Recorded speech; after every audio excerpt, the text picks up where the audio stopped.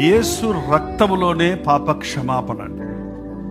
ఆ రక్తం కార్చటానికే ప్రభు ఈ లోకంలో 33.5 సంవత్సరాలు మనలాగా జీవించవలసి వచ్చింది. మన ప్రధాన యాజకుడు మన వలె అన్ని విషయములలో శోధించబడి పాపం లేని వారిగా ఉన్నాడు. మన ప్రభువు నా కొరకు యేసు ప్రభు శిలువలో చనిపోయాడు అని నమ్ము. అయ్యలారా, రక్షణ పొందడానికి మేము ఏం చేయవాలని ఆ చరతాల అధిపతి అడిగినప్పుడు ఏం చెప్పాడు ఆయన?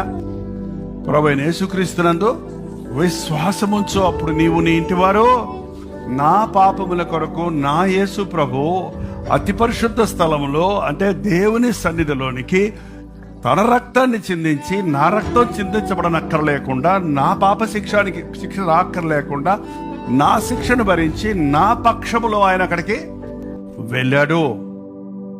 నమ్ముతున్నవారు హల్లెలూయా చెప్పండి.